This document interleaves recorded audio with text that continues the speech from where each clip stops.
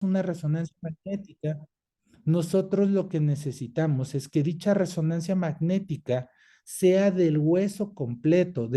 Ahora sí que el hueso que tiene el tumor se tiene que ver completo. Ojo, ¿por qué? Porque algunos sarcomas pueden llegar a dar lesiones que son saltatorias, metástasis saltatorias, y el mejor estudio para verlo es una resonancia magnética.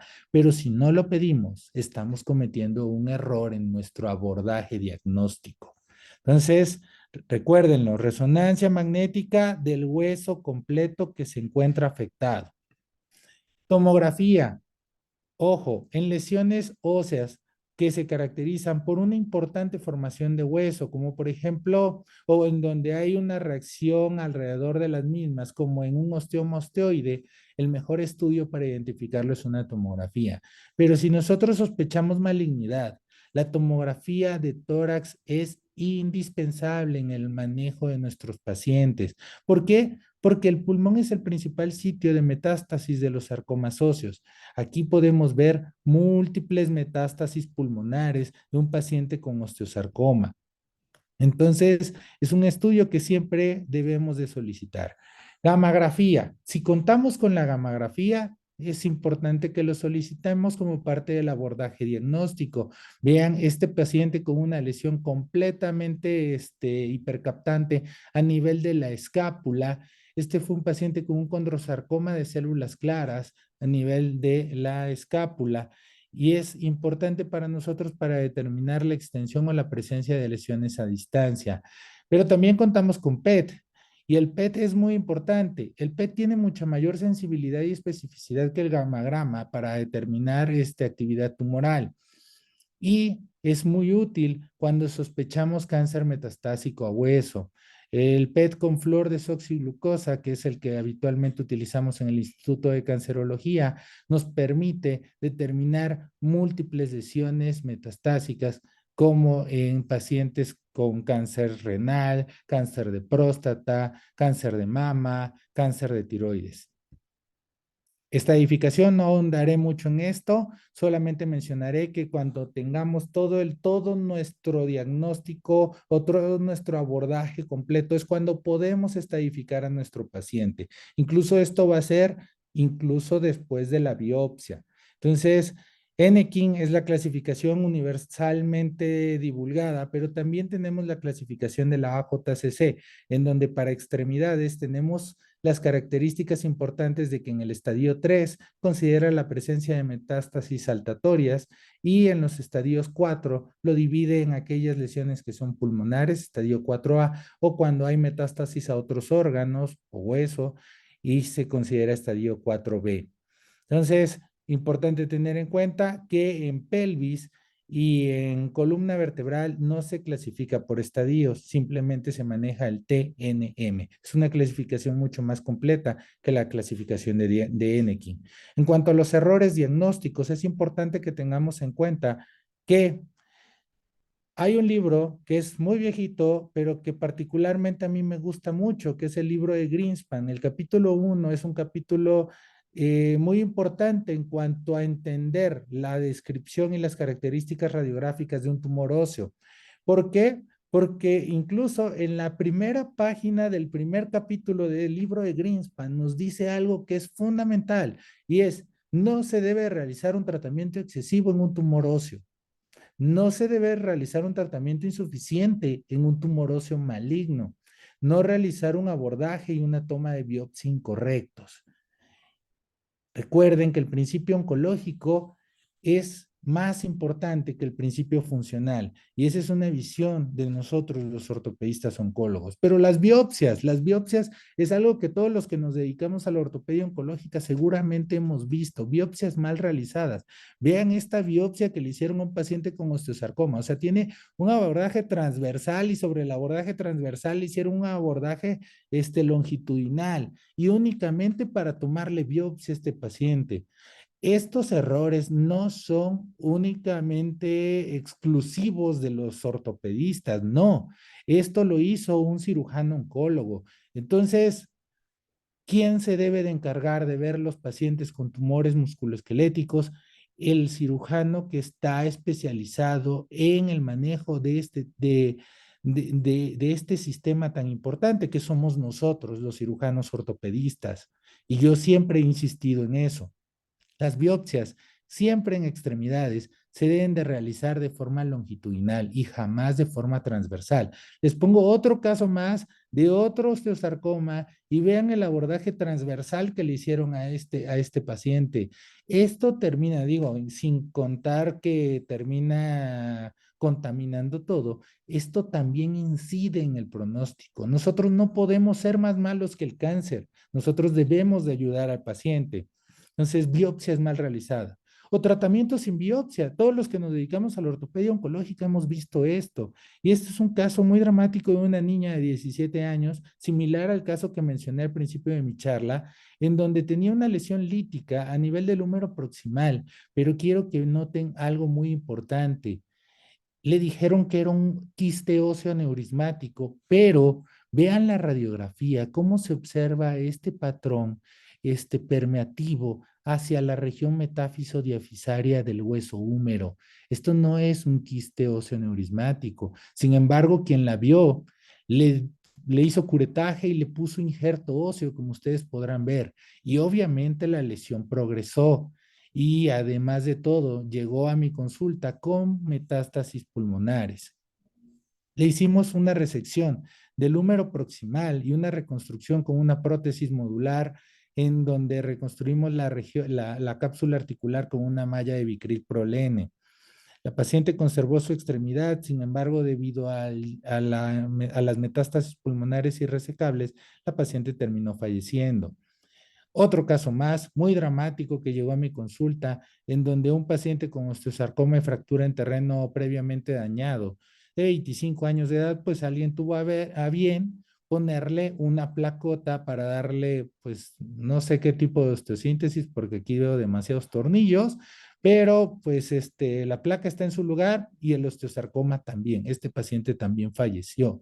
Tratamientos sin biopsia, tratamientos en donde el desconocimiento es muy evidente, termina dañando a nuestros pacientes. Otro caso más, realmente un sarcoma pleomorfo indiferenciado de tejidos blandos, pero fue manejado por un cirujano oncólogo en donde le estuvo haciendo resecciones marginales una y otra vez. Y pues vean el tamaño de la lesión. Este paciente llegó conmigo por presentar una fractura del cúbito. Lo que les interesaba y por lo que lo mandaron conmigo fue por la fractura del cúbito, no por el sarcoma pleomorfo. O sea, es algo que debemos de cambiar. Otro caso más, tratamiento sin biopsia, paciente que sospechaban un tumor de células gigantes, no le tomaron biopsia, lo curetearon y la lesión progresó. Y esto pues finalmente termina siendo deleterio para el paciente. Vean la lesión tan grande, la reacción perióstica, y pues esto era un osteosarcoma osteoblástico, se le dio quimioterapia en adyuvante y lo llevamos a cirugía. El paciente era pintor, y además de todo era estilista, entonces él no quería perder su extremidad. Y entonces le hicimos una cirugía de salvamento, donde hicimos una resección amplia y le artrodezamos la muñeca poniendo un injerto de peroné. Y entonces, esta es la función de Pablo en el postquirúrgico.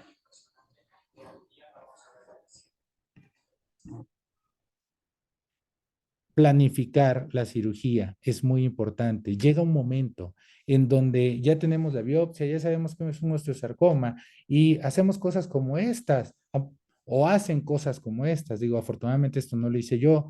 Este es un paciente que es testigo de Jehová. Le propusimos una hemipelvectomía y el paciente no aceptó, se fue a amputar a otro lado y así lo dejaron. Es una cosa terrible. O también puede ocurrir esto en donde simplemente va de médico a médico, lo van viendo y nadie se percata o ignoran qué es lo que está teniendo nuestro paciente. O peor aún, este es un caso de una paciente de una zona marginal de Chiapas, un estado que se encuentra lejos de la Ciudad de México y en donde finalmente la paciente tenía dolor y era vista por médicos pasantes del Servicio Social de Medicina, en donde lo único que hacían era darle analgésicos, analgésicos, analgésicos. La lesión progresó y hasta que finalmente ya tenía un gran tumor, un gran aumento de volumen, es cuando fue mandada al Instituto Nacional de Cancerología. Vean el tamaño de la lesión. Entonces, ese tipo de cosas, ese tipo de errores en cuanto al abordaje son los que terminan condicionando el pronóstico de nuestro paciente. A esta paciente se le terminó haciendo una hemipelvectomía externa. Este es un caso más y un caso aún más dramático, y yo lo digo así porque es un médico, cirujano pediatra, el cual ya se conocía con diagnóstico de displasia fibrosa, tuvo una fractura, en el hospital en el que trabajaba le pusieron un clavo, se rompió el clavo y finalmente se dieron cuenta de que tenía una transformación y un osteosarcoma secundario en el fémur proximal. Yo creo que es la mejor forma de mostrar lo difícil que puede llegar a ser el manejo de los tumores óseos, presentando casos y el resultado de todo esto.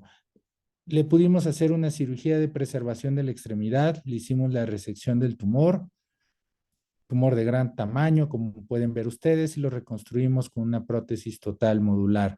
Y esta es imagen del doctor caminando con una muleta, con una muleta 2 meses después de su cirugía. Por último, no confundamos error con complicación. Una cosa es un error en cuanto al manejo y otra cosa son las complicaciones que a cualquier cirujano nos puede llegar a ocurrir.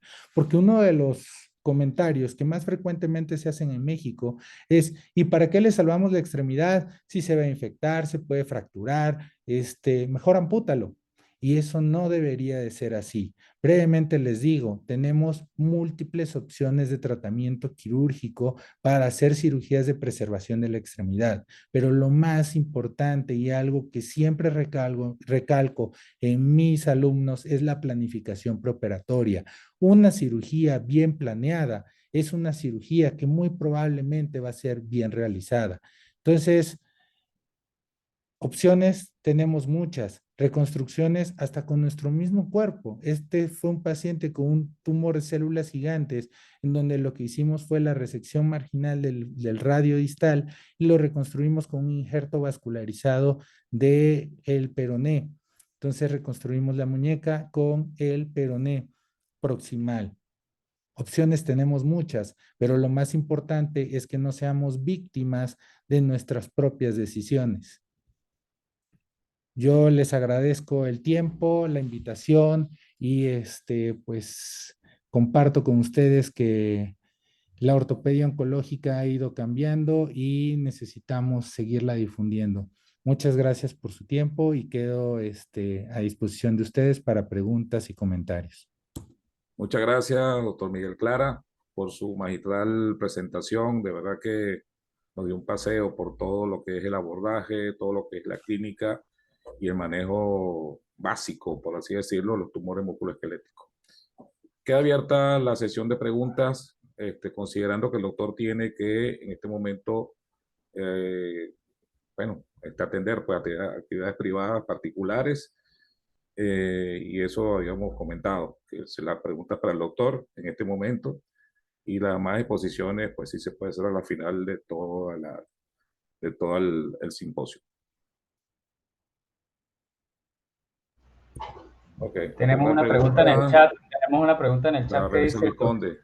Dice, ajá. doctor Miguel, saludos. ¿Ustedes tienen experiencia en el uso del PET virtual o resonancia magnética por difusión de cuerpo entero, perdón? Perdón, resonancia ¿Entendió? magnética. No, no tenemos experiencia con el uso del PET virtual. Realmente en el Instituto Nacional de Cancerología contamos con PET como tal, y entonces normalmente lo que hacemos es enviar a nuestros pacientes a que se les realice su PET. Obviamente no en todos los tumores, solo en aquellas lesiones que estamos considerando lesiones malignas, queremos empezar un protocolo en colaboración con el Servicio de Medicina Nuclear con la intención de analizar la respuesta que están teniendo nuestros pacientes a quimioterapia en adyuvante mediante el PET y cuantificarlo. Esto es importante porque en el Instituto Nacional de Cancerología vemos pacientes a partir de los 15 años y generalmente los osteosarcomas que vemos son pacientes con osteosarcomas en adultos. Y entonces hay literatura en donde nos habla que el osteosarcoma en adultos debería ser considerada como una entidad aparte. Y dicha entidad, pues lo que vemos es que tiene un pronóstico peor que el osteosarcoma en adolescentes o niños, con pobres respuestas a la quimioterapia, y por eso la importancia de tomar el PET. Es algo que estamos desarrollando en estos momentos. Bueno, no vemos ninguna otra pregunta. Felicitaciones de casi toda la audiencia, con excelente presentación, bueno, muy importante, bastante didáctico, etcétera. Bueno, doctor, de verdad que muchas gracias. Sé que tiene que desconectarse en este momento. Estamos en contacto para próximos eventos. Muchas gracias, doctor. Gracias a ustedes, doctor, gracias por la invitación. Quedo de todas formas un ratito aquí al pendiente para escuchar al resto de los colegas ortopedistas, oncólogos, y ha sido un honor estar con todos ustedes. Muchas gracias y saludos desde la Ciudad de México. Gracias, doctor. Muy amable de su parte. Bueno, la segunda presentación se refiere a la imagenología en la patología tumoral musculoesquelética, importancia diagnóstica. Será expuesta por el doctor Carlos Piper, quien es egresado como médico cirujano de la Universidad de los Andes, en Mérida, cirujano ortopédico egresado del Hospital Patrocinio Peñuela, San Cristóbal, Estado Táchira, especialista en oncología ortopédica, egresado del Hospital Oncológico Padre Machado de Caracas, médico adjunto al Hospital Oncológico del Táchira en San Cristóbal, ortopedista oncólogo del Centro Médico Samán en San Cristóbal. Es miembro de la Asociación Venezolana para el Estudio de Tumores Musculoesqueléticos, ABETME. Adelante, doctor Carlos. Bueno, gracias. Buenos días a todos. Primero felicitar al doctor Clara. Excelente charla. Pues voy a compartir pantalla en este momento. Si me permiten. Ok. Entonces, bueno. Vamos a hablar sobre el primer paso, sobre el diagnóstico de los tumores musculoesqueléticos, ¿no? Antes de tratar, debemos diagnosticar. Y pues, ¿cuál es el caballo de batalla de nosotros los ortopedistas? La imagenología. Como ya lo dijo el doctor Clara, pues el primer estudio que se debe solicitar es la radiografía. Pero, ¿qué tenemos que ver en esta radiografía? ¿O qué tenemos que tener presente antes de analizar? Esta imagen la traigo a colación y me parece muy importante porque es una imagen muy usada actualmente en redes sociales.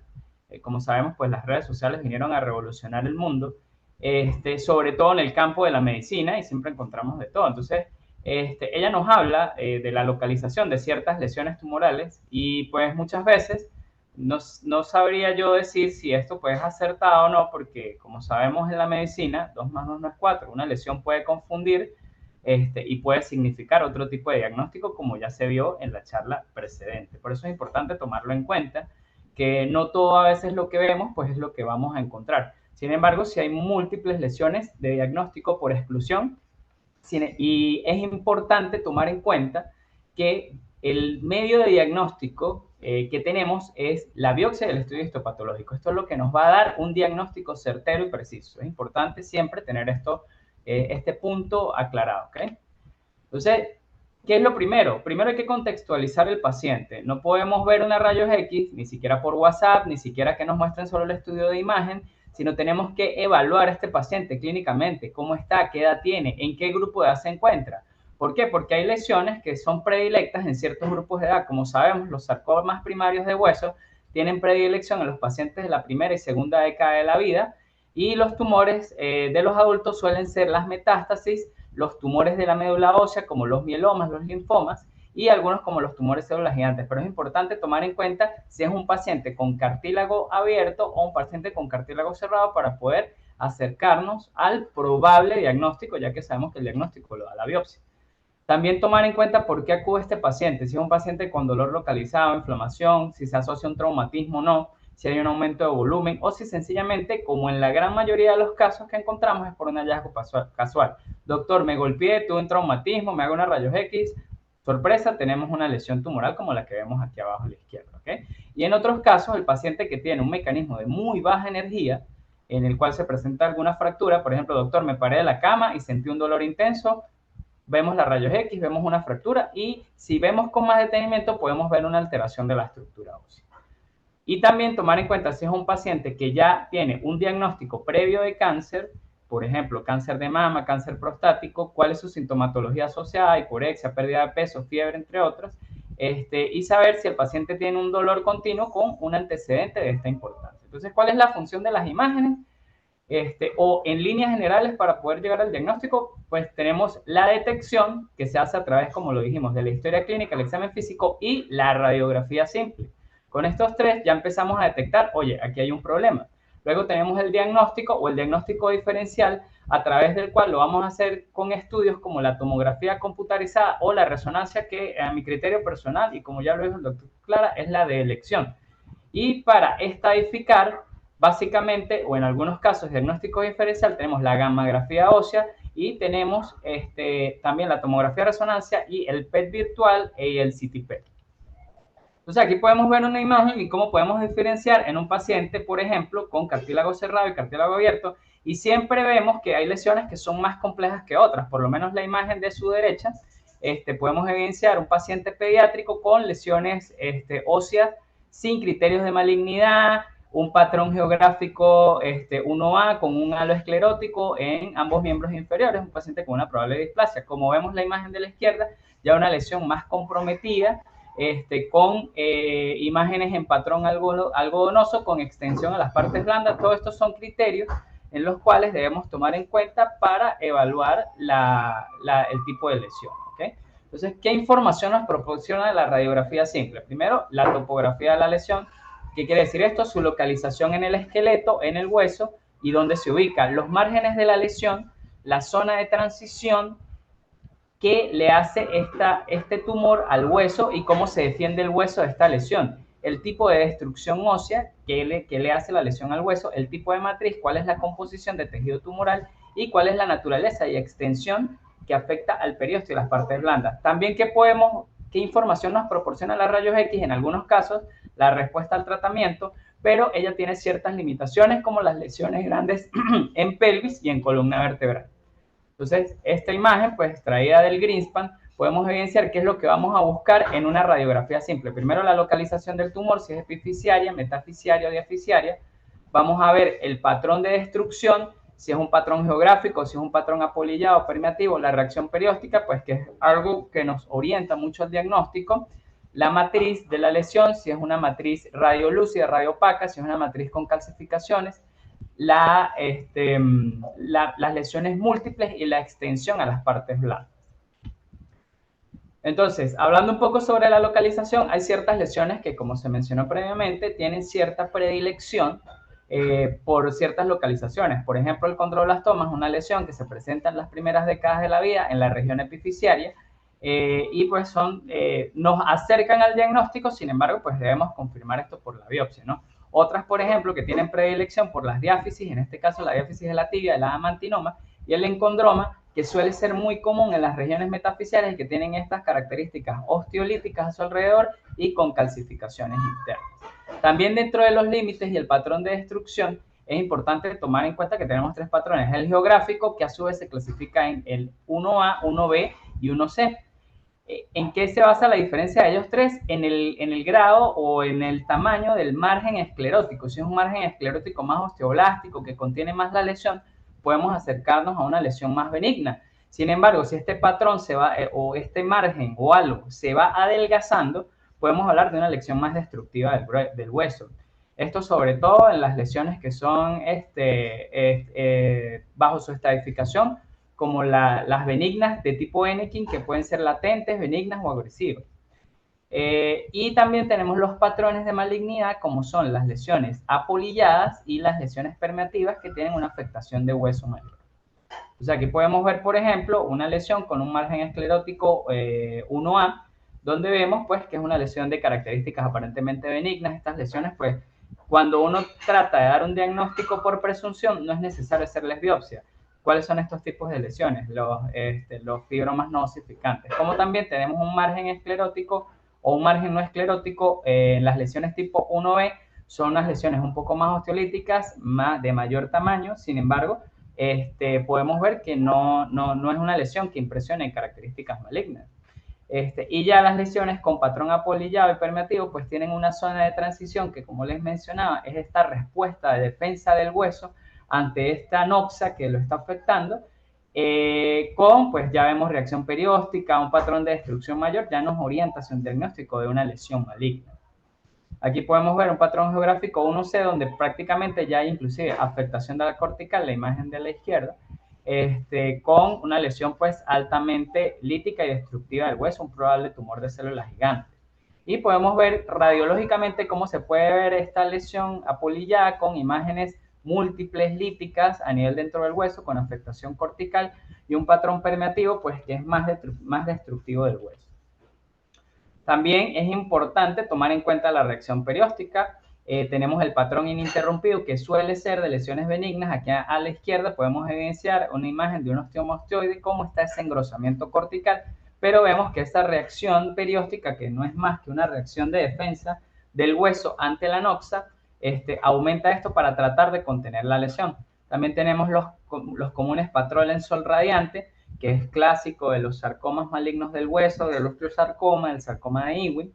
Y tenemos también un patrón interrumpido lamelar que se puede presentar en lesiones como lesiones de tumores de médula ósea o en sarcomas de Ewing, y que uno de los diagnósticos diferenciales más comunes en el cual se presenta esta lesión es la osteomielitis. ¿Okay? También tenemos que tomar en cuenta la matriz del tumor, si es una matriz osteoblástica o una matriz osteolítica o mixta, donde haya pues un combinado de ambos tipos de matrices. Por ejemplo, en la imagen superior de la izquierda, una lesión de rodilla donde se ve una matriz blástica con reacción perióstica, con probable salida a las partes blandas. Vemos esta radioopacidad, pues que nos habla de que hay un tumor formador de hueso en esta zona, ¿no? Las matrices líticas usualmente en las lesiones pues que son destructivas no forman hueso, pero pues son lesiones tumorales que, como sabemos por densidades radiológicas, no nos van a mostrar un gran marcaje en la zona y pues nos tienen que hacer sospechar de esta lesión. Y las matrices mixtas, osteoblásticas y osteolíticas, con calcificaciones que nos orientan a los tumores formadores de cartílago.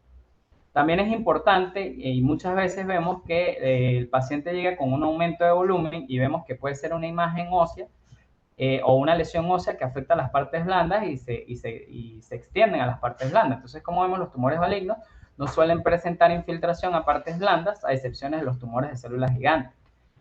Hay características, son características de esta extensión en las partes blandas muchas veces en los tumores malignos, sobre todo en los estadios más avanzados. Y hay que tomar en cuenta y hacernos esta pregunta: ¿es un tumor óseo que se extiende a las partes blandas o un tumor de partes blandas que invade al hueso? Aquí, por ejemplo, les traigo esta imagen de este caso, un paciente pues que acude a la consulta presentando dolor, aumento de volumen clínico, y cuando vemos las rayos X pues vemos una zona de destrucción de parte del hueso que no afecta a todas las corticales, sino una sola. Cuando hacemos la resonancia pues vemos que es una lesión que nace a nivel de la membrana interósea y que ya está afectando la parte ósea, ¿okay? Y dentro del último criterio, no es el ideal, pero pues nos puede ayudar el diagnóstico, sobre todo pues en esta era actual donde no contamos a veces con muchos recursos, pues la radiografía nos puede dar cierta idea junto con la clínica de la respuesta al tratamiento. Por ejemplo, es un paciente de 20 años que en su a la imagen de la izquierda fue su primera imagen, donde vemos una lesión, una alteración de la estructura ósea que tiene extensión a las partes blandas, reacción perióstica en ángulo de Codman, un patrón blástico impresionante, que nos orienta a un diagnóstico de un osteosarcoma convencional. Se hizo la biopsia, precisamente reportó un osteosarcoma convencional e inició su protocolo de tratamiento. Vemos posteriormente 4 ciclos de neoadyuvancia, donde disminuye la extensión a las partes blandas baja un poco ese patrón osteoblástico, entonces subjetivamente nos hace pensar que hay respuesta al tratamiento. También es importante tomar en cuenta que en las lesiones NX1 hay lesiones que son de diagnóstico por exclusión. Los osteocondromas, que es una lesión formadora de cartílago, donde se mencionó previamente pues, que hay continuidad de la médula ósea con la lesión, son lesiones benignas donde pues, se puede hacer una biopsia excisional. Por ejemplo, la imagen del centro, donde es un fibroma no osificante. Esto es un paciente pues, que tenía también alteraciones del metabolismo del calcio. Es una imagen que puede confundirnos, sin embargo, ese halo esclerótico, pues personalmente no me hace pensar de una lesión maligna. Y los quistes óseos, que depende del grupo de edad, del tipo de patrón de destrucción, del tipo de lesión, pues nos hace pensar en un probable quiste óseo aneurismático o quiste óseo solitario. Sin embargo, ellos varían radiológicamente. También tenemos que tomar en cuenta pues, cuál es el estudio complementario ideal. Tenemos la tomografía, la resonancia, la gammagrafía, pero de entrada, ¿qué pide el ortopedista? Una tomografía o una resonancia. Ideal, la resonancia magnética de toda la extremidad. Entonces vemos, por ejemplo, cómo la resonancia nos muestra las intensidades de los tejidos, tanto blandos como los tejidos óseos, y cómo nos puede permitir ver esa lesión dentro de la médula ósea. Y la tomografía, que nos habla de afectación cortical, extensión a partes blandas, entre otras, y sobre todo pues nos permite ver lesiones en sitios que la radiografía no nos permita ver este tipo de lesión. Entonces, ¿cuál es la utilidad de ellas? Pues alta utilidad en áreas anatómicas completas. Vemos, esto es un paciente con una lesión por metástasis de cáncer renal, donde se evidencian cambios óseos importantes. Vemos una lesión a nivel del fémur proximal izquierdo, y si vemos con detenimiento en el ala ilíaca derecha, pues vemos una imagen osteolítica que cuando vemos la tomografía nos permite extendernos hacia esa lesión. También es importante saber que nos permite ver cambios óseos menores como calcificaciones, mineralización y la misma reacción perióstica en estadios tempranos. Sin embargo, es más útil la resonancia en algunos casos. Y el contraste mejora la visualización de la actividad biológica. También es de alta utilidad en los procedimientos de radiología intervencionista. Aquí vemos, por ejemplo, como en una rayos X, en una tomografía de columna, vemos con más detenimiento ciertas lesiones que en la rayos X previa no pudimos ver, y vemos un hemangioma clásico con su patrón en líneas de cebra y su patrón puntiforme en el tipo de lesión. Una lesión benigna, no se biopsia, no se toca. Entonces, en este estudio de inmunología intervencionista, pues actualmente la tomografía es de alta utilidad para el tratamiento de ciertos tipos de tumor en ciertas localizaciones que son de difícil acceso y que ameritaría grandes abordajes con más riesgo de infecciones, entre otros, para llegar a la lesión. Sin embargo, con este tipo de estudios, tanto la biopsia, que es el método de diagnóstico, como ciertos tipos de tratamientos se pueden aplicar para esto. Y vemos este estudio realizado en el Servicio de Diagnóstico de Imágenes en Madrid, de España, donde se hizo el tratamiento bajo radiofrecuencia, pero también tenemos la instilación con etanol, la crioablación, entre otros, y el relleno con polimetilmetacrilato, como podemos ver en esta lesión a nivel de la pelvis, donde un paciente con una lesión metastásica se hizo su crioablación y posterior se hizo relleno con polimetilmetacrilato. Entonces, los alcances de la tomografía en el radiointervencionismo son actualmente, para ciertas lesiones que son de difícil acceso, son la vanguardia en el tratamiento. La resonancia magnética, a mi criterio, el estudio más importante que debemos solicitar, primero cuando una lesión es indeterminada y muestra signos de agresividad, está indicada la resonancia. Cuando la resonancia no conduce a un diagnóstico, se indica la biopsia. ¿Qué quiere decir con esto? Que pues bueno, es una lesión que radiológicamente nos llama la atención, solicitamos una resonancia y de repente es una lesión grande, una lesión de gran tamaño, debemos tomar una biopsia obligatoriamente. Es superior a otras modalidades de imágenes porque detecta lesiones a nivel de la médula ósea.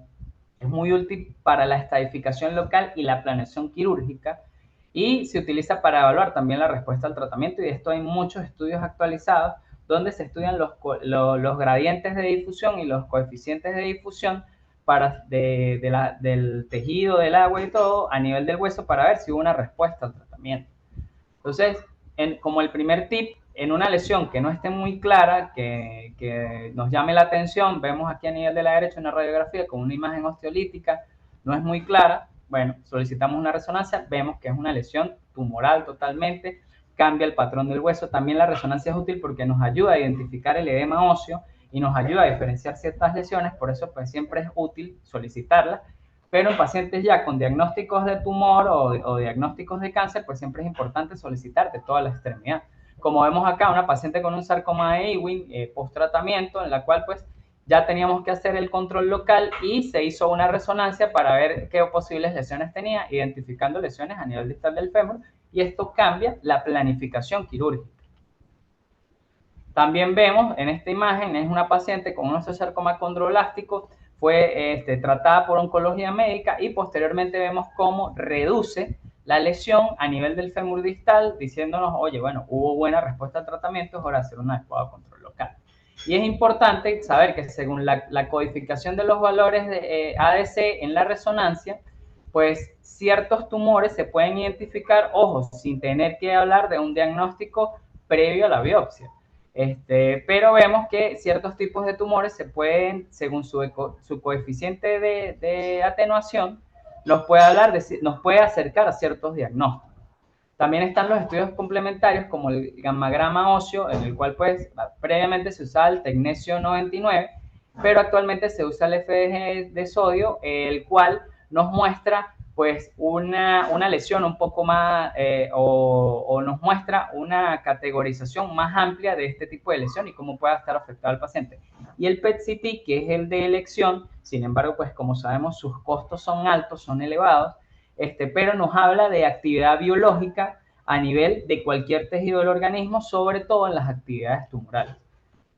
Actualmente en Venezuela contamos con la resonancia a cuerpo entero en difusión, la cual pues es de elección sobre todo en los tumores originarios de médula ósea, los pacientes con mieloma múltiple, con linfomas, nos ayuda a identificar y nos ayuda a llegar más lejos de lo que queremos ver y a estadificar nuestro paciente.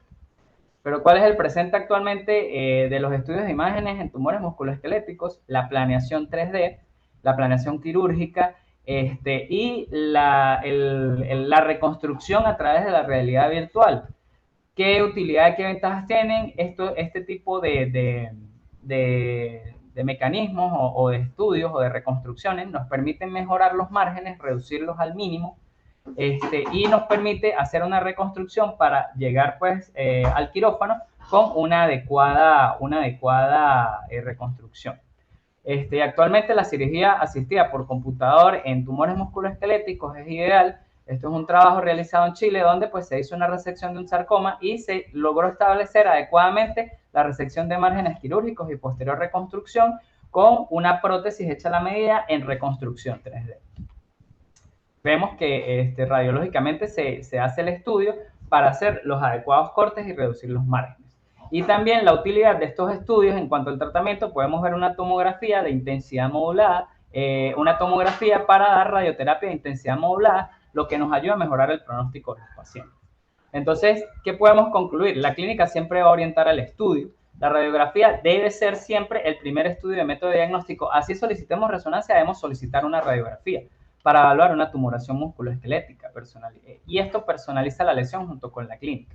La tomografía y la resonancia son ideales para evaluar las lesiones ocultas, la estadificación local y la planeación quirúrgica. Y los estudios complementarios, como la gammagrafía, el PET-CT, la resonancia de cuerpo completo, se prefieren para la estadificación oncológica y la respuesta al tratamiento. Siempre es importante que este tipo de lesiones, si son necesarias, deben ser tratadas oncológicamente. Inclusive el PET-CT es un estudio que yo personalmente le dejo su criterio al oncólogo médico para ver posteriormente a los tratamientos cómo va la evolución de este paciente. Muchas gracias. Muchas gracias, Carlos Piper, doctor Carlos Piper del Estado Táchira, por su gran presentación. Pues nos dio una buena información referente a lo que es la imagenología utilizada en estos casos. Tenemos 100 participantes en este momento, pues las preguntas vayan formulándolas para al final de toda la actividad poderlas responder en la medida que el tiempo nos lo facilite. A continuación corresponde el tema biopsia, implicaciones e importancia que debemos saber. El expositor en este caso es el doctor Luis Consuegra, quien es egresado de la Universidad del Sur en Maracaibo, egresado del curso de ampliación en tumores musculoesqueléticos del Hospital Oncológico Padre Machado de Caracas, actual servicio de oncológico del Instituto Venezolano del Seguro Social, coordinador del servicio de tumores musculoesqueléticos y de partes blandas del Hospital de Especialidades Pediátricas de la ciudad de Maracaibo. Es miembro de la Sociedad Latinoamericana para el Estudio de Tumores Musculoesqueléticos, SLATME.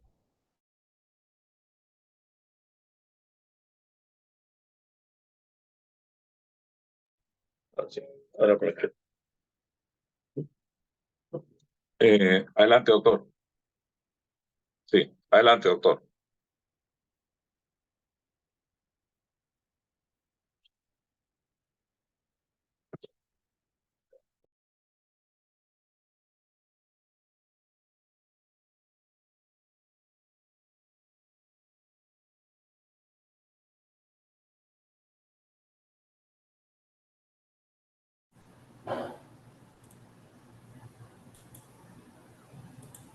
Fedor, ¿me permites compartir pantalla?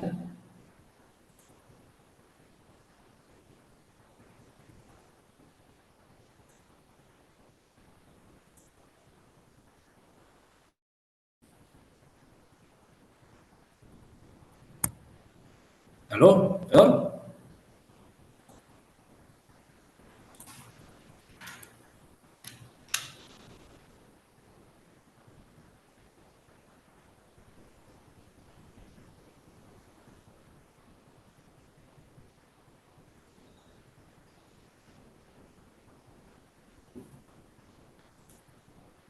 Doctor William, por favor, para hacer host al doctor Consuegra, para que pueda compartir pantalla. Doctor Pieper, por favor, dejar de compartir pantalla en este momento.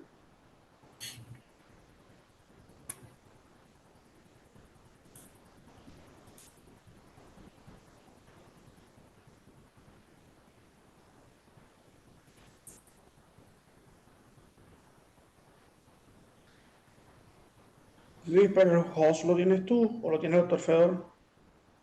Lo tiene usted, doctor, en este momento como anfitrión principal. Los otros Ajá, somos bueno. como anfitriones.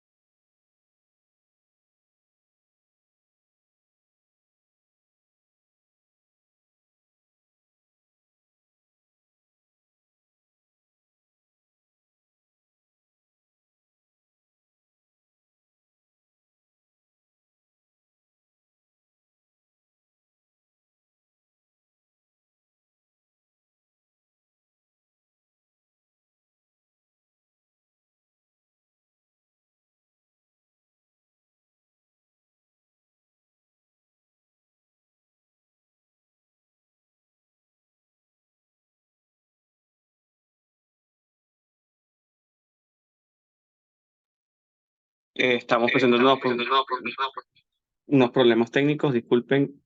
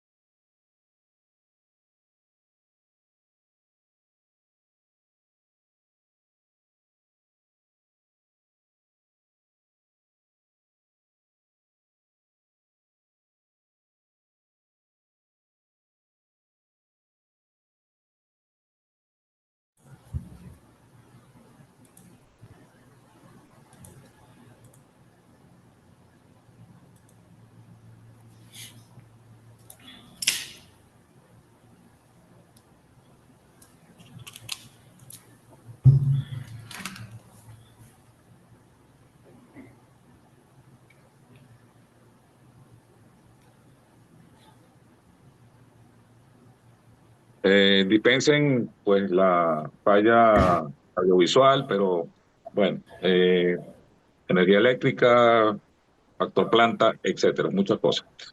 Pero estamos acá conectándonos nuevamente, intentando continuar con la actividad académica que está pautada para el día de hoy.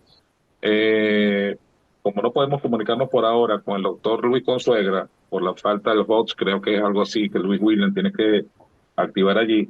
Entonces, vamos primero con Luis William, ¿ok? Y posteriormente con el doctor Luis Consuegra, en aras de adelantar pues las presentaciones. Entonces, doctor Luis William, ¿está atento? Sí. Ok, ya voy a presentarte entonces. Es la última charla, bueno, será la tercera charla del doctor Luis Williams.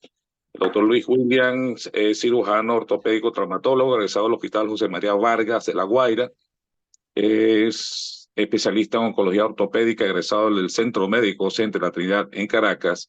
Miembro de la Asociación Venezolana para el Estudio de Tumores Musculoesqueléticos, miembro de la Sociedad Latinoamericana para el Estudio de Tumores Musculoesqueléticos y miembro de la International Society of Limb Salvage, ISOLS. Él nos va a exponer el tema tumores malignos, cómo sospechar, qué hacer y qué no hacer. Adelante, Luis. Ok.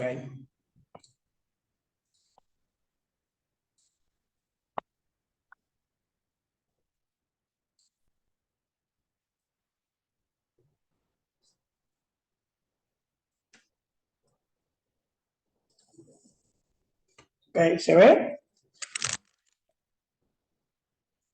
Sí. Ok. Bueno, buenos días. Gracias a la Sociedad Venezolana de Traumatología y Ortopedia por esta oportunidad. Voy a hablar un poco sobre los tumores óseos malignos y las conductas.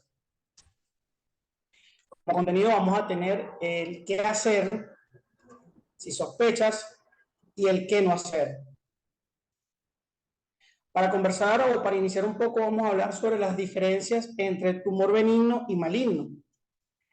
Las neoplasias benignas van a ser lesiones bien localizadas y encapsuladas desde el punto de vista imagenológico. Van a tener un crecimiento lento y limitado, van a ser células bien, o van a presentarse desde el punto de vista histopatológico, células bien diferenciadas y producen solo alteración local. Rara vez estas pueden causar la muerte. En contraste, las lesiones o las neoplasias malignas dan lugar a implantes secundarios o metástasis ósea, y esto va a crear trastornos metabólicos en el huésped. Van a proporcionar un crecimiento discordante, se presentan de forma irregular y mal definidos, y por crecer de gran manera van a producir una destrucción o un crecimiento local y un enrojecimiento que se presenta como una gran masa que en algunos casos puede llegar hasta el tamaño de una pelota de fútbol. Por lo general van a ser mortales porque son cáncer y estas, si no se tratan a tiempo, van a producir la muerte del paciente. Su evolución es muy rápida, en semanas o meses. Aumentan, como dije anteriormente, la temperatura local porque van a ser una masa bastante significativa. Desde el punto de vista epidemiológico, y esto se ha mantenido en el tiempo, desde que comenzaron el estudio de los tumores musculoesqueléticos, lo hemos diagnosticado epidemiológicamente o presuntivamente por décadas. Entonces, en la primera y segunda década de la vida, los tumores óseos más comunes que se observan son el osteosarcoma, el sarcoma de Ewing y el radiomiosarcoma. A partir de la quinta década de la vida, los tumores más comunes van a ser las metástasis óseas, provenientes de algunos primarios en otra parte del organismo, y el mieloma múltiple. Hay que tener en cuenta que en los adultos jóvenes que tengan un antecedente de alguna tumoración benigna o alguna enfermedad poliostótica, dígase osteocondromatosis o encondromatosis múltiple, hay que tener en cuenta que estas lesiones se pueden malignizar, igual que la displasia fibrosa o la displasia osteofibrosa. Esto es importante tenerlo en cuenta cuando por alguna razón nos llegue a una emergencia o a la consulta un paciente con una fractura que tenga algunos antecedentes o que la fractura se presente en el lugar de la lesión. Es importante tener en cuenta estos antecedentes del paciente porque pueden mostrar en la presencia de una lesión o una fractura patológica, producto de que la lesión que estaba de hace mucho tiempo se malignizó y me está ocasionando esta fractura patológica. Importante tener en cuenta el tumor de células gigantes. Esto es un tumor que actualmente está clasificado como una lesión benigna intermedia, agresiva. Sin embargo, si no se trata a tiempo, el tumor de células gigantes tiene características muy similares a los tumores malignos. Ellos van a ocasionar una destrucción local, pero hasta en un 3 a 5% nos habla de que puede hasta mestatizar el pulmón, y en muchos casos en nuestra consulta en el oncológico Padre Machado nos ha llegado lesiones tan grandes como la de un osteosarcoma primario, como dije anteriormente, el tamaño de una pelota de softball o de una pelota de fútbol.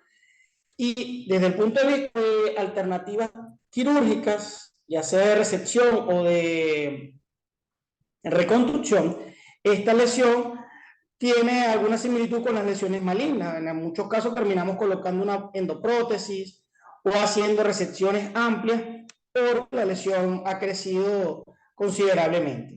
Es importante tener en cuenta este tumor, el tumor de células gigantes.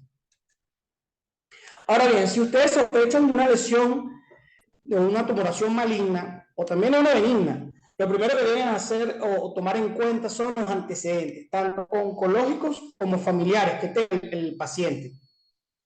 Es importante indagar si el paciente tiene un antecedente, mamá, papá, abuelos, hermanos, familiares directos que hayan tenido algún tipo de cáncer. Y el paciente también si tiene alguna patología previa. Hacemos énfasis desde el punto de vista académico en la mayoría de los pacientes que están en el servicio de tumores óseos, la historia clínica. Por lo general, nosotros cuando estamos en la formación como traumatólogos nos vamos hacia el motivo de consulta, un traumatismo de alta inercia, un choque, un tiro. Vemos la imagen, rayos X, y ya estamos pensando en qué clavo o placa le vamos a colocar al paciente.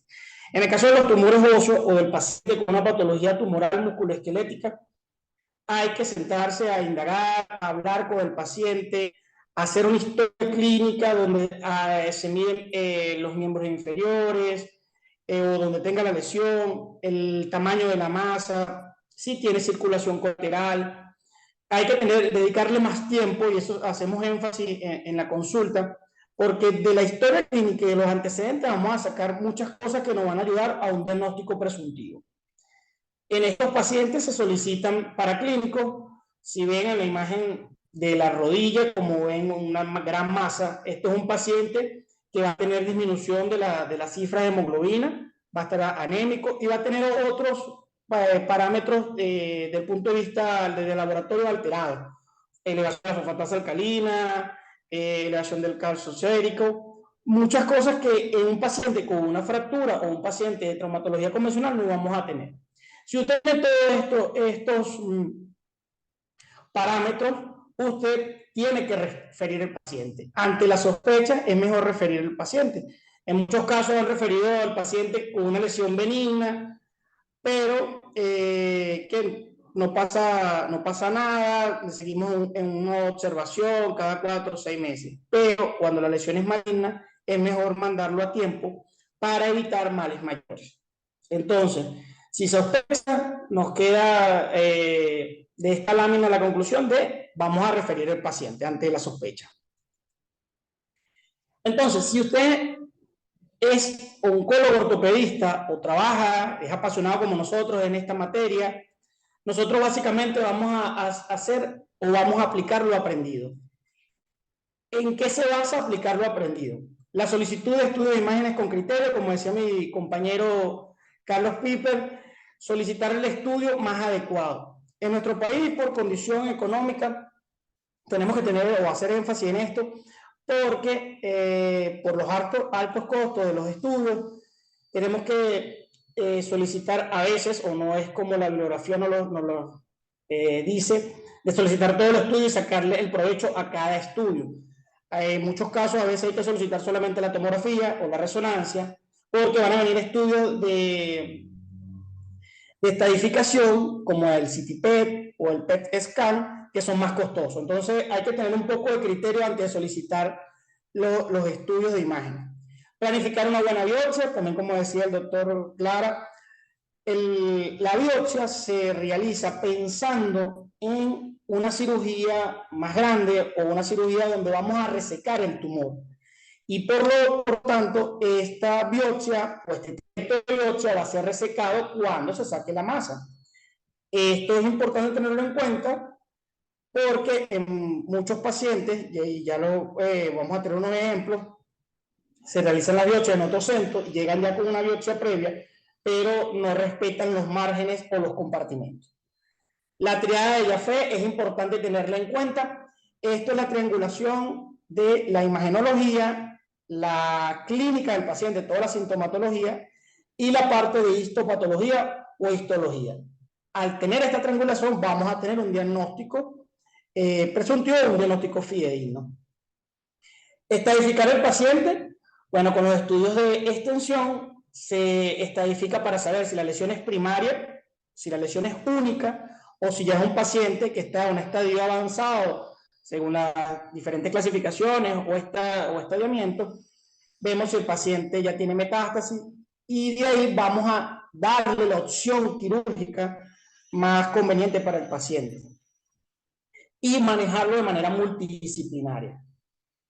¿De qué va a depender la cirugía? La cirugía va a depender, en muchos casos, primeramente, de la lesión, depende del tumor, si la lesión va a recibir neoadyuvancia, si la lesión va a ser quimiosensible o radiosensible. Esto nos va a ayudar a disminuir la circunferencia o la masa como tal de la lesión. También va a depender del factor económico, algo que hago énfasis porque los elementos de reconstrucción en las cirugías de oncología ortopédica son bastante costosos y entonces aquí nos limitamos mucho. Y también va a estar de la mano de la experiencia del cirujano. Tenemos casos donde el paciente tiene la posibilidad económica de tener las mejores alternativas de reconstrucción, pero si el cirujano no tiene la pericia adecuada, también van a existir errores en esta parte de reconstrucción.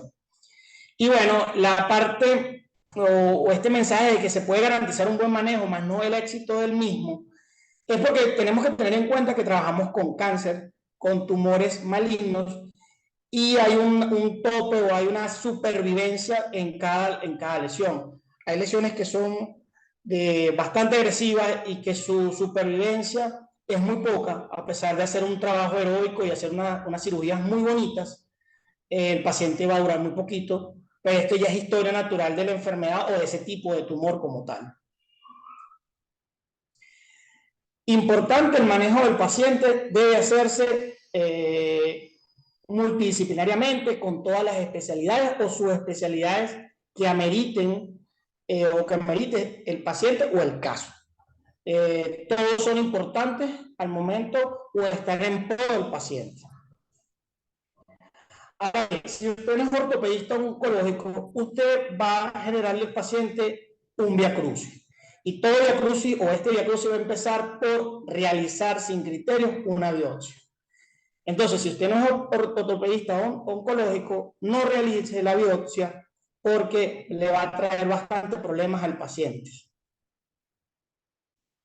Y en nuestra consulta nos han llegado múltiples historias y múltiples casos que a veces nos quedamos sorprendidos. Si usted no es ortopedista oncológico, los doctores que incurren en estos errores son estos, algunos de los más comunes son el residente que acude a la pasantía, en este caso pongo el ejemplo del Hospital Padre Machado por ser centro de referencia donde nos hemos formado y donde tenemos pasantía, pero puede ser cualquier centro de referencia donde esté un oncólogo ortopedista, un pasante de algunos de los posgrados, cursa con una pasantía y entonces se lleva un mínimo conocimiento y ya quiere realizar biopsias o procedimientos. Esto no es el deber ser. En nuestro país, por algunas limitaciones hasta geográficas, tenemos que muchas partes o en estados hay cirujano oncólogo y oncólogo médico, pero no hay oncólogo ortopedista. Y estos dos toman decisiones que no son las más acertadas y no refieren al paciente. También existe doctores o jefes de servicios que son de, digamos, la vieja escuela y quieren tratar esta patología como se trataba antes, como somos muy pocos y es una verdad que somos los poquitos que nos encanta esta patología, entonces no todos los centros de referencia en cada estado tienen un oncólogo ortopedista. Esto hace que se tomen decisiones a la ligera porque, bueno, el jefe de servicio dice que así se hacía antes o cuando él se formó y comienzan a cometer errores. Tenemos algo que está en boga también, es, bueno, el influencer, el médico popular, que realiza todo tipo de cirugía, columna, artroscopia, y entonces también hace tumores óseos. Pero entonces te escribiendo o te manda la foto y te dice, dime qué hago aquí, y no refiere el paciente. Y una realidad que pasa mucho es que nuestras cirugías son costosas, por todo lo que le dije anteriormente, la reconstructiva, las horas de quirófano, y por esto va a crear un precio económico. Te consigues un traumatólogo que en base a estos costos te dice, bueno, yo te lo voy a hacer más fácil, más económico, porque bueno, tenemos necesidad diaria del día a día del venezolano, de cubrir necesidades desde mercado hasta cuota de colegio de los hijos, y entonces incurrimos en errores. Todos ellos te dicen o le dicen al paciente un denominador, te voy a hacer un favor. Esto que quede claro, esto no es un favor. El mejor favor que pueden hacer es referir al paciente. Porque en el momento que hacen una biopsia, nos llega un reporte macroscópico y microscópico como que tenemos aquí de nuestro laboratorio de confianza, el laboratorio Marí, un reporte bastante explícito con al pie o en una segunda hoja una nota como esta, que entre lo raro de que nos gusta esto decimos que es una nota bella o una nota muy bonita, pero si esto le llega a alguien o a algún especialista en traumatología que no maneja la patología tumoral, te va a decir o esta va a ser la cara de él porque no va a entender nada de lo que tiene el paciente. Y ojo, esto no lo refiere el paciente o no lo ha dicho el paciente. Doctor, coloquialmente, en lo que le llevé la biopsia, el doctor tenía una cara de perdido que no era normal. ¿Qué no se, o qué no debe pasar? ¿Qué ejemplos no deben pasar? Primero, que el grupo médico no invente, no se ponga a hacer procedimientos heroicos sin tener el mínimo conocimiento de la patología tumoral musculoesquelética. Otra cosa que influye y es importante el papel del cuidador. ¿Quién cuida al paciente? Los familiares o su pareja o los hijos en tal caso. Los familiares, en muchos casos, y respetando las religiones, acuden a otro tipo de procedimiento. Yo en este caso le digo a los familiares o al paciente, mira, todo se respeta mientras que no te salgas de la línea objetiva de la medicina. Y lo otro que no debe pasar es que el paciente, por eso se maneja multidisciplinariamente, me caiga en depresión, que no quiera acudir a la consulta, que no quiera recibir la medicación, porque a lo mejor viene siendo maltratado y ya el paciente está cansado y tira la toalla. Entonces, incurre en depresión o incurre en abuso u uso de drogas. Esto no debe pasar.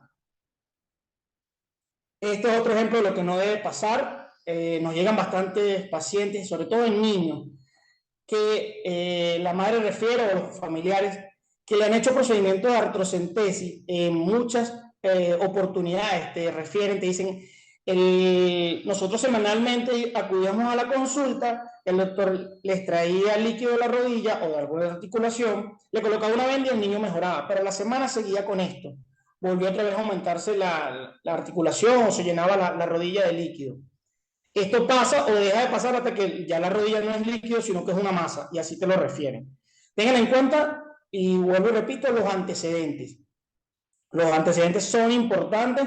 Si el paciente no tiene algún antecedente traumático, estudien o siéntese con el paciente a ver qué está pasando y de dónde viene este aumento de volumen en la articulación. No hagan procedimientos invasivos porque le puede traer consecuencias negativas al paciente. Esto es otro ejemplo que no debe hacer. Este es un paciente que llegó a mi consulta el año pasado, el cual a simple vista vemos una lesión que en un principio se pudiera pensar que era un osteocondroma por la forma que tenía la lesión. Sin embargo, si nos vamos más a detalle, la lesión en la medular del hueso ya presenta otras características que no son de osteocondroma.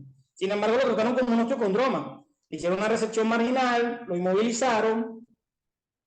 Después le quitaron la inmovilización, ya ven cómo la lesión recidiva y se ve más agresiva.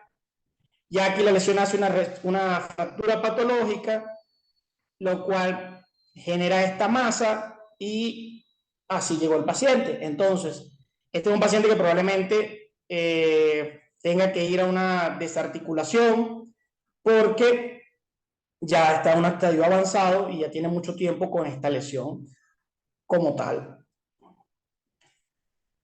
Para llevar a casa, lo principal sería evitar los errores más comunes. Los errores más comunes son solicitar estudios de imágenes sin criterio. En algunos casos llegan pacientes con lesiones benignas, que no es este caso, pero con lesiones benignas que llegan hasta con un CITIPET. Necesita al familiar o al paciente una N cantidad de dinero, no es el criterio como tal. Realizar biopsias sin criterios, como vuelvo y repito, no realicen biopsias si no tienen el criterio o si usted no va a resolver el paciente definitivamente, porque la biopsia se hace con criterio pensando en que voy a resecar la lesión o cómo voy a resecar la lesión. Lo otro es procesar la biopsia en centros no especializados. Hay algo que hay que tener en cuenta cuando se envía la biopsia a cualquier laboratorio y si el patólogo no solicita las imágenes, estamos comenzando, iniciando mal esa relación con ese doctor o ese laboratorio. Porque esto va de la mano. Recuerden lo que le dije, la triada de Jaffe va a ser la triangulación, digamos, perfecta para el diagnóstico. El patólogo tiene que ver las imágenes, ya sea rayos X, resonancia, tomografía, de la lesión. Esto le va a ayudar a dar un diagnóstico más certero. El paciente oncológico debe ser manejado como una orquesta sinfónica, donde el director de la orquesta es el oncólogo ortopedista y todo hay en pro de una buena sinfonía para que el paciente sea curado o se le dé la mejor opción. Y por último, referir al paciente es la mejor opción, porque esto va a hacer la diferencia entre la vida y la muerte. Él siempre te lo va a agradecer, porque si no inventaste, el paciente va a estar en buenas manos. Muchas gracias.